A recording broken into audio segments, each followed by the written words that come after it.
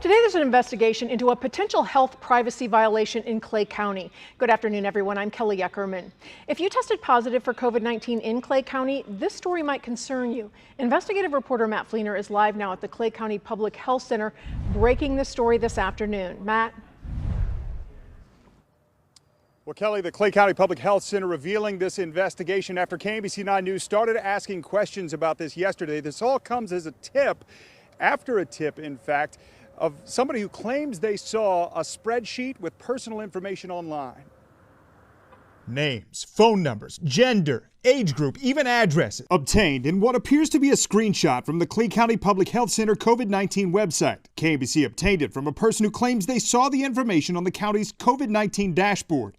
KMBC 9 News has redacted the identifiable information, but at least 16 of the addresses listed in the spreadsheet are tied to an address for the Pleasant Valley Manor Care Center, where there is a known outbreak of COVID-19. The person providing the screenshots claims they accessed the data from the city and zip code tab through a drop-down menu. Tuesday, KMBC did not see that tab on the County Health Center's website. Its own notice of privacy practices says it has a legal duty to safeguard your protected health information. We talked to an attorney that specializes in cases regarding health privacy. Things that are posted on the internet may appear to have been taken off, but there's always a footprint.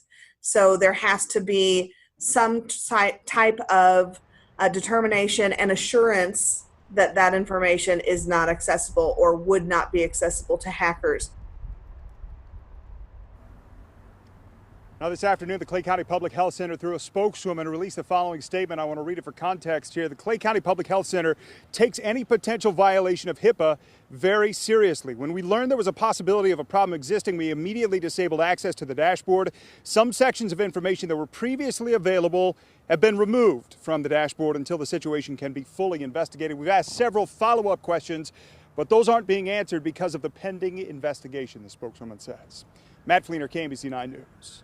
Thank you, Matt. A spokeswoman for the Clay County Public Health Center says its own privacy officer and security officer are investigating the matter.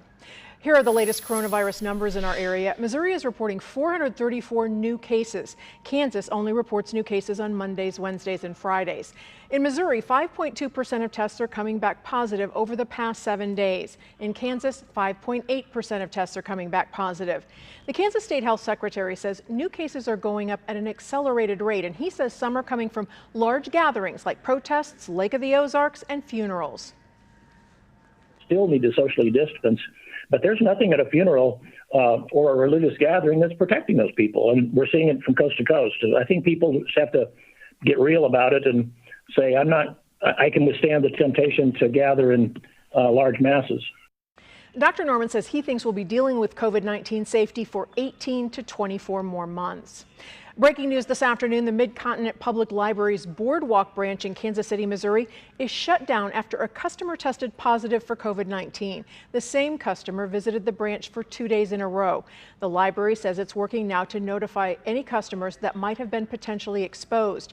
The branch will remain closed until further notice as the library undergoes cleaning and disinfecting. There's some good news tonight out of Lee's Summit, where John Knox Village was dealing with a COVID-19 outbreak. The care facility says no residents or additional employees have tested positive. Everyone was tested after 5 positive cases were confirmed among employees. That was 10 days ago. The center says none of the employees work together and there appears to be no spread.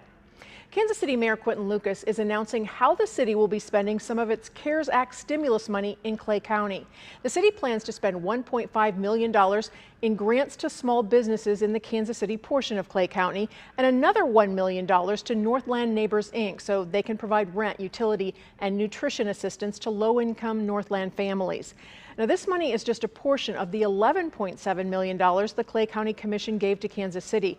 Mayor Lucas says the city hasn't made specific plans for spending the rest of that amount. We would love to double or triple the amount of money we can spend for businesses. We wanted to make sure that we started with this amount, that we had a program that was good, that was functioning, and then hopefully we won't need to exhaust the funds, but the reality is I think there are a lot of people hurting, and so we might need to, and we may come back and look to spend even more in connection with that. Businesses that have 75 or fewer employees can receive grants of up to $50,000 under the plan. Face masks will be part of college life when K-State students return in the fall. The university will make face coverings mandatory for students, faculty, and visitors. It will apply when someone is within 6 feet of another person. All students and employees will be required to complete the COVID-19 and face mask safety training. The Shawnee Mission School District is pushing back its first day of school. The idea is to give teachers more training on COVID-19 safety in the building. Grades 1st through 7th, plus 9th and 12th grade, will start on August 17th. Grades 8th, 10th, and 11th will start on August 18th. The district plans to release specific plans related to COVID-19 and the upcoming semester at the board meeting on July 20th.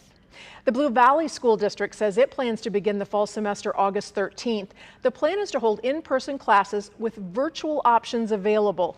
The district might need to change the plan, though, based on guidance from health professionals. Blue Valley expects to get guidance from state education officials next month. Top U.S. health officials testified today at a congressional hearing on the federal coronavirus response. Dr. Anthony Fauci called the current COVID-19 situation in the U.S. a mixed bag. He says while some states are doing well, others are now a problem. Right now, the next couple of weeks are going to be critical in our ability to address those surgings that we're seeing in Florida, in Texas, in Arizona, and in other states. They're not the only ones that are having a difficulty. Bottom line, Mr. Chairman, it's a mixed bag. Some good and some now we have a problem with. Dr. Fauci says during the hearing that he's cautiously optimistic a COVID-19 vaccine will be available toward the end of this year or early in 2021.